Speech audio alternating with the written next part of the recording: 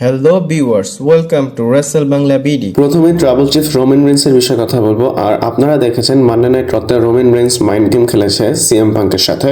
এটার জন্য CM punk নিজেকে কন্ট্রোল করতে পারেনি এবং রোমান রেন্সকে অ্যাটাক করেছে। তারপর আমরা দেখেছি শো অফ হয়ে গিয়েছে এবং ক্যামেরাটা রোমান রেন্সের সামনে নিয়ে যাওয়া হয়েছিল এবং রোমান রেন্স হাসতেছিল। তো মানডে নাইট র শেষ হওয়ার পর এমন না যে রোমান রেন্স সেখান থেকে চলে গিয়েছে। রোমান রেন্স একটা প্রোমো কাট করেছে। রোমান রেন্সের একটা ফুটেজ সামনে এসেছে অফ এয়ার থেকে এবং আপনাদের আমি এই ফুটেজটা দেখাই। এবং আপনাদের একটা কথা বলি, আমার ঠান্ডা লেগেছে, আমি একটু অসুস্থ, তাই আমার সাউন্ডটা এইদিক ওইদিক হইতে পারে, একটু অ্যাডজাস্ট করে নেবেন। তো রোমান রেন্সের এই ভিডিওতে রোমান রেন্স কি বলেছে সেটা আপনাদের বলবো। আর এই প্রোমোটা 1 থেকে 1.5 মিনিটের ছিল। রোমান রেন্স অ্যান্ডিওনির যে ক্রাউড তাদেরকে থ্যাঙ্কস করে। আর এখানে আমি রোমান রেন্সকে টুইনার হিল অথবা ফেস কিছুই বুঝতেছি না কি বলবো। এবং রোমান রেন্স ক্রাউডদের অফের পর খুব ভালো মতো গ্রিট করে। আর শো অফ হয়ে যাওয়ার পর এমন না যে রোমান রেন্স এক ঝলকেই তার ক্যারেক্টার চেঞ্জ করেছে। গ্রিটিং রোমান রেন্স এন্ডে করেছে আর প্রথমে করেছে হচ্ছে সিএম পাঙ্কের বেজ্জতি এবং সেম মাইন্ড গেমস এর কথা বলতেছে। সবাইকে বলে যে দেখো আমি কিভাবে তাকে স্ন্যাপ করেছি এবং তোমরা চিন্তা করে দেখো যে কে কার মাইন্ডে আছে।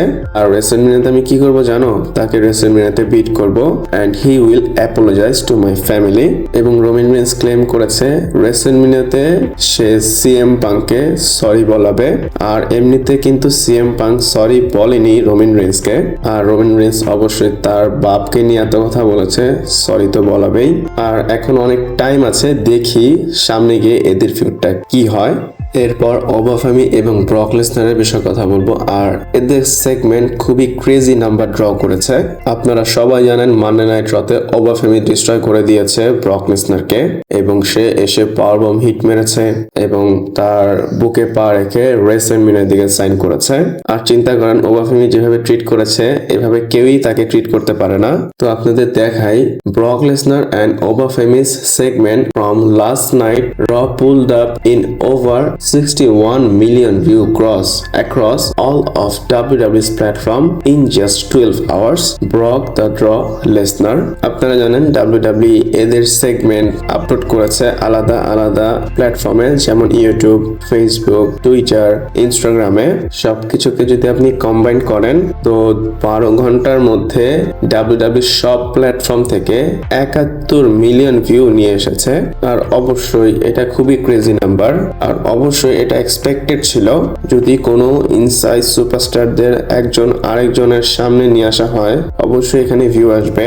ইভেন ছোটবেলায় আমিও যখন দুইটা জায়ান্ট রিং এর মধ্যে আসতো, যেমন গ্রেট কালি অথবা বিগ শো, মার্ক হেনরি, আমি এগুলো বেশি দেখতাম।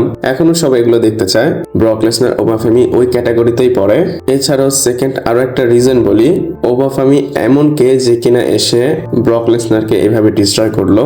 এটা নতুন যে যারা নিউ কামার তাদের অবশ্যই মাইন্ডে এই কোয়েশ্চেনটা এসেছে। এছাড়াও আমি দেখেছি টুইটারে সবাই ক্রেডিট দিচ্ছে ওবাফেমিকে এবং বলতেছে ব্রক লেসনার এই সেগমেন্টে ছিল কিন্তু ওবাফেমির কারণে এতগুলো ভিউ এসেছে। আসলে এমনটা না। ওবাফেমি স্কোয়াশ কিট উইলসনকে করেছে, রুসেফকে করেছে এবং তার সাথে কোডি রোডসের ম্যাচ হয়েছে, সেখানে তো এত ভিউ আসেনি। আমি বলবো যে ওবাফেমির জন্য ভিউ এসেছে ব্রক এবং ওবাফেমির সেগমেন্টে, কিন্তু সে ব্রক লেসনারের সামনে এসেছে। মানে বুঝতেছেন, ওবাফেমি ব্রক লেসনারের সামনে এসেছে এটা না, লেসনারের সামনে ওবাফেমি এসেছে। আমি আপনাদের বোঝাতে পারতেছি কিনা জানি না, আবার বলি, ব্রক লেসনারের সামনে ওবাফেমি এসেছে, এটার জন্যই এত ভিউ এসেছে। এমন না যে ওবাফেমি এসেছে ব্রক লেসনারের সামনে, প্রথমে লেসনার তারপর ওবাফেমি। ভিউজটা কিন্তু লাস্টে গিয়ে ব্রক লেসনারের জন্যই এসেছে। ব্রক লেসনারকে অ্যাটাক কে করেছে এটা দেখার জন্যই ভিউ এসেছে। বাট যাই হোক, আমি দুইজনকে ক্রেডিট দেই, এমন না যে ওবাফেমিকে বঞ্চিত করতেছি। বাট আবারও বলবো, ব্রকের কারণে ভিউ এসেছে। আপনারা কি এগ্রি করেন আমাকে কমেন্ট করে জানাবেন। এরপর প্যান্টার বিষয় বলবো। আর প্যান্টা ডাব্লিউডাব্লিউই ইন্টারকন্টিনেন্টাল চ্যাম্পিয়নশিপ কি রেসেলমেনিয়াতে ডিফেন্ড করবে? তো এটার অ্যান্সার হচ্ছে ইয়েস। রেসেলভার্স থেকে এই আপডেটটা এসেছে এবং আপডেটে বলা হচ্ছে প্যান্টা তার টাইটেলটা ডিফেন্ড করবে একটা মাল্টি পার্সন ম্যাচে এবং এক্সপেক্টেড আছে ম্যাচটা ট্রিপল ট্যাট অথবা ফেটাল ফোরে ম্যাচ হবে। আমার মনে হচ্ছে এই ম্যাচে জেডি ম্যাকডোনা ইনভলভ হবে এবং ড্রাগন লিকেও ইনভলভ করা হবে। এবং মানডে নাইট রতে প্যান্টা ড্রাগন লি কালকে খুব ভালো একটা একটা ম্যাচ দিয়েছে। তো মাল্টিপার্সন ম্যাচে ড্রাগন লি, জেডি ম্যাকডোনা, প্যান্টা এবং আরো একটা সুপারস্টার হয়তো অ্যাড হতে পারে। তো রেসেল ভোর্সের অনুযায়ী আপনারা রেসেলমেনিয়াতে ফেটাল ফোর ওয়ে অথবা ট্রিপল থ্রেট ম্যাচ দেখতে পারবেন। আর অবশ্য দিবে না কেন, তার সাধারণ যে এন্ট্রি হয় সেখানে কি পরিমাণ পাইরো দেওয়া হয়, রেসেলমেনিয়াতে তাকে তো আরো স্পেশাল ভাবে এন্ট্রেন্স এবং পাইরো দিবে। এরপর আপনাদের বলবো ডাব্লিউডাব্লিউর একটা সিক্রেট স্ট্র্যাটেজির বিষয় এবং ডাব্লিউডাব্লিউ সিক্রেটলি AEW কে মনিটর করে। আপডেটে বলা হচ্ছে ডাব্লিউডাব্লিউ একটা টিম ক্রিয়েট করেছে এবং স্পেশালি তাদেরকে একটা জব দিয়েছে যে আপনারা AEW কে মনিটর করবেন। এমনিতে কোম্পানিজ এরকমটা করে, তাদের যে কম্পিটিটর তাদেরকে মনিটর করে। সবাই করে, না করলে জানবে কেমনে যে তার কম্পিটিটর কি করতেছে। কিন্তু সেটার জন্য যে আলাদা একটা জব তারা দিবে ভিতরে ভিতরে, এটা আসলে প্রথমবার শুনলাম। আর AEW কে মনিটর করতেছে, এটা ভালো। AEW রিসেন্টলি খুব ভালো কাজ করতেছে। AEW যখন রিসেন্টলি রেভলিউশন ইভেন্ট হয়েছে সেখানে ভালো ভালো অনেক কিছু তারা ডেলিভার করেছে। আর AEW তাদের কোনো পেপার ভিউতে আমাদের ডিসঅ্যাপয়েন্ট করে না। যখনই কোনো পেপার ভিউ হয় হাইলাইটে চলে আসে, কিন্তু WWE সাথে এমনটা হয় না। তারা পেপার ভিউ করলে ওরকম হাইলাইট হয় না, মাঝে মধ্যে হয়, কিন্তু AEW প্রত্যেকবারই হাইলাইটে চলে আসে।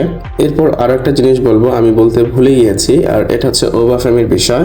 আপনারা তো দেখেছেন ওবাফেমি পাওয়ারবম্ব হিট করেছে এবং তার যে চেহারা সেটা দেখেই বোঝা যাচ্ছিল সে কত খুশি। ওবাফেমি পাওয়ারবম্ব মেরে একদম গরিলার মতো তার বুকে মারতেছিল এবং আপনারা এই ফটোটাও দেখতে পারেন। ওবাফেমির চোখে পানি চলে এসেছে। ব্রক লেসনার যখন রিং এর বাইরে গিয়েছে এবং র্যাম্পের এরিয়াতে সে ওইখানে শুয়ে তাকাচ্ছিল যে কে আমাকে এভাবে মারলো, এবং ওবাফেমি যখন রিং এর থেকে তাকে দেখতেছিল ওবাফেমির চোখে থেকে পানি আসতেছিল, মানে সে লিটারেলি কান্না করতেছিল। অনেক সুপারস্টার কিন্তু বলে যে হ্যাঁ আমি ইমোশনাল হয়েছিলাম ওই সময়টায়, এটা হয়েছিল ওইটা হয়েছিল, এটা আমরা পরে শুনতে পারি ইন্টারভিউতে, কিন্তু লিটারেলি ওবাফেমি ইনস্ট্যান্ট কান্না করতেছিল। আর ওবাফেমি যেটা করেছে একদম ন্যাচারাল ছিল। আর কান্না কেন বা করবে না সে, আপনারা হয়তো জানেন না, ওবাফেমি অনেক স্ট্রাগল করে এখানে এসেছে এবং সে বলতে কি কেউই ইমেজিন করেনি সে ব্রক লেসনারকে এরকম কিছু করবে।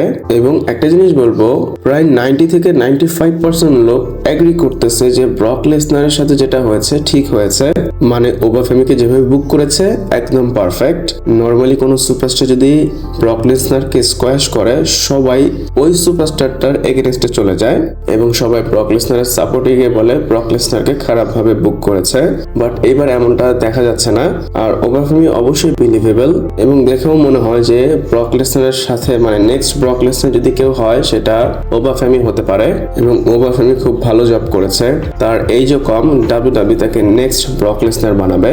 ইভেন ব্রক লেসনার খুব মিউচুয়াল একটা রেসপেক্ট দিয়েছে। ব্রক লেসনার নিজেই বলেছে যে আমার বুকে তুমি পা রাখো। আর অবশ্যই রেসেলমেনিয়াতে তাদের ম্যাচ হবে, ব্রক লেসনার তাকে ওভার করতেছে, ব্রক লেসনারের সময় প্রায় শেষ। তো সবকিছু মিলে ওবাফেমি যে কাজটা করেছে ভালো লেগেছে আমার। আপনাদের কেমন লেগেছে আমাকে কমেন্ট করে জানাতে পারেন। ভিডিওটা এই পর্যন্ত ছিল, ভালো লাগলে লাইক কমেন্ট শেয়ার সাবস্ক্রাইব করে পাশে থাকবেন। পরবর্তী ভিডিওতে আবার দেখা হচ্ছে।